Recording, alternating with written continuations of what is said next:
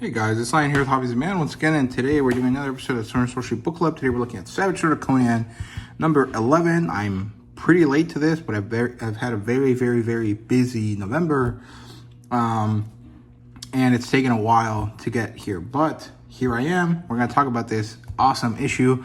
The second year has really been phenomenal compared to the first year of publication for this magazine. So this is the penultimate issue in year 2. There's one more issue for issue 12, and then after that, we're going to continue on with 13 and so on, but this is the penultimate issue for this year. It features, you know, your basic kind of things that it always features. I still think that this really needs to be better. It has to have more weight to it. I think it's too flimsy. It's a nice material, but it's too flimsy for my taste. This is in black and white. And the Medium Chronicle, a nice, awesome image here from the first story. And here is the table of contents. Conan Tattered Wings, which is the main story in this issue. We have a Cormac Mac Art story as well called The Wolves. 2 pinups, one by Thomas Nacklin and one by Fernando de Nino. And a nice image here of the Cormac Mac Art story. We also have chainmail in the middle of this story, or in the middle of this issue. And I feel like this should have had its own entry into the table of contents. I'm not really sure why it didn't, but it's all right overall. So we open up with this awesome pinup here. Very cool, classic Conan pose, 2 weapons. No lady this time, which is a bit disappointing, but it is what it is. No big deal. I do like how they give the creator their name. And we start with the story here by Liam Sharp. He did the writing and the art, and it's phenomenal. It's a great piece of art. It has amazing artistry to it. It's so well done, all black and white. The shadows, the detailing, all of it looks really phenomenal.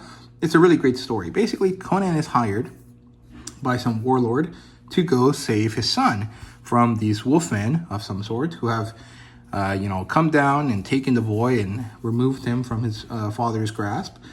And as Conan and his men are ranging through these rocky regions, they get attacked. Conan gets seemingly injured and somehow wakes up in Limbo, in this region between life and death, an alternate dimension. And so Conan explores it. He meets these birdmen, these wizards that you see here, who all look very Nordic, or at least mostly. This old guy looks more Hindu, Middle Eastern to me, but these 2 guys definitely read Viking or Nordic in some ways, right? But they're all hawkmen or eaglemen, something like that. And they are amazed by Conan's visage. He looks exactly like their lord. And so they're confused about why he's out where he's not supposed to be. And so eventually they capture him and they take him to their lord, who is also surprised by Conan looking exactly like him. They have a bit of a confrontation. And then Conan ends up getting an explanation about what's happening here. They're trapped in this limbo. They've been trapped here for very long. And all of these different people who all have different tribes associated with animals to them are looking for a way out. The man, the warlord, whose son Conan is looking for, had a deal with this wizard king, but he reneged on the deal, and so they're trying to get some revenge as well. Conan, as the new person that has recently come in, is going to find a way out and hopefully bring them with him, right? And so he's sent on a quest to interact with this goat witch, and he experiences battles with these wolfmen who are werewolves, but really, if you look at American lore, they're more like dogmen. So in the kind of canon of American mythology, you have Bigfoot, you have aliens, Mothman, and then you have Dogman. And Dogman is a werewolf that doesn't seem to be able to transform between forms, or maybe he can, but it's unclear. And it is a kind of very demonic kind of entity. They're people that seem to be very savage and brutal, And a lot of people that talk about Sasquatch and Dogmen seem to kind of understand Sasquatch is neither good nor bad. They're usually good though. And Dogmen are always bad, right? And this really reminds me more of a dogman than of a werewolf, right? These people are men that are dogs. They are not men that turn into wolves, right? And they battle with Conan savagely. The goat lady, the goat witch, manages to push them away. She gives information to Conan about these people, why they are the way they are. Basically, they seem to be subservient to the wizard king from before, the one that looks like Conan. But over time, the thing that turned them into these wolfmen, these dogmen, corrupted them in such a way that they seek goods and gold, but they don't actually have any use for it. They just kind of hoard things, right? Kind of like a Smaug dragon kind of vibe, right?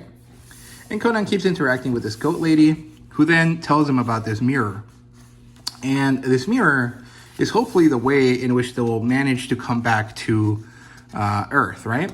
And so Conan is sent to retrieve this mirror. He manages to interact with this lady, get sent out back into the world, find the boy, bring the boy back to the warlord, and exchange it for the mirror. Then there is a confrontation. Conan leaves, then destroys the mirror, and somehow people return to where they're supposed to be, back on Earth, and of course, the warlord is killed, if I remember correctly. And later, this woman character that was involved early in the story returned as an old lady seeking her husband, right? And it was a very cool story. I really, really enjoyed it. It's very mystical. It has kind of a Mirrors of Thusun Thun kind of vibe to it. It has a lot of the mystical, occult kind of vibes that you get from some of the lesser known Conan stories. It's all very magical, and it's really, really cool. I liked it a lot. I really, really enjoyed it. I thought it was really fun. And the artwork is phenomenal. The breaking up of the panels is also quite good. I really, really enjoyed it. Then we have Chainmail, which is a question and answer session between people that submit questions and the team. It's mostly answered by Sean Curley, I think, but I'm not sure if that's true. I think it might just be the general Titan team that's in the US, although I could be wrong about that. But pretty cool answers here. It seems like we're gonna have some stuff that was unexpected manage to make its way out here to us at some point, right? Which is really cool. And we have another Danino artwork here. Very good. I like this one a lot. This character is reminiscent of Red Sonja. This character doesn't really have any specific reference that I can see, but I mean, she could be a Valeria type character. It doesn't really make a difference, but you know, there you go. Awesome. I really like it. His face looks really ridiculous. He almost looks like a bulldog, and I think that's funny. And then we have this Cormac Mac Art story here, Wolves and Witches. Basically, these sea dogs, these pirates, led by Wolf here, and who Cormac Mac Art has a very strong allegiance to, are shipwrecked at sea during a storm. Cormac Mac Art saves his friend Wolf here. They manage to find a place to rest, a small house on the edge of a cliff where a small old lady resides, right? This old lady brings them in. She gives them comfort and helps them, and then reveals herself to be a witch who's trying to eat them, right? As some sort of demon type character. Cormac Mac Art manages to beat her, and in exchange for her life, she manages to help Wolf here and Mac Art. And Cormac actually ends up causing kind of a bit of a magical incident when he says that he would give his life for his friend, right? He would do anything to trade places with his friend. And the witch, in a classic kind of Faustian deal, switches their places, kind of sends him in a different dimension maybe, or something like that, or just manages to magically change the composition of history so that Cormac is the one that's bedridden and who has to survive, and Wolf here is the one that saved him, right? And at the end, obviously, Cormac survives because he's the main character of the story, but the ending is nebulous enough that maybe he didn't survive, right? And Wolf here and Cormac finish their story here quite easily. Then we have this ad here on the inside in black and white. I think it's a bit ridiculous to have this this ad be in black and white when you can clearly print in color on this material, when what you're promoting is the color version. There's no point in having these images here in black and white if what you're trying to show, the value proposition of this book being the fact that it is now in color when it was originally in black and white, right? So I thought it was kind of silly that they printed an ad for this here, but overall it's fine. It's not a big deal. Then we have the next issue here featuring Cataclysmic Conan story by Chris Ryle, who I've never heard of before. Artist Gabriel Rodriguez, who I've also not heard of before. A Brad McMorran story, which is pretty cool, by Fabian Nicia, who's done work here before. The Return of Alborak by Patrick Searcher, which should be pretty awesome. And some awesome covers by Isherwood, which I think is this one, and Adrian Smith. And this closes out the second year of the Savage Sword of Conan for this new, Robert E. Howard-centric, not just Conan-centric version of the Savage Sword, right? So overall, this is a 10 out of 10 for me. I really, really enjoyed it. I thought it was great. It's one of the better issues in the 12-issue run so far, I think. It's not necessarily my favorite. I can't really think of which one's my favorite off the top of my head right now, but this was a really good package. It was very much worth the $7. I really, really enjoyed it. I thought it was phenomenal, and I recommend that you guys go chase it down if you don't own it already. Most of you that watch me probably do already own it, so I'm kind of saying stuff that isn't really necessary to say, but if you somehow clicked on this video, you're a new person, and you haven't really checked out this episode of Conan, I recommend you start with this issue. I think it's really, really good.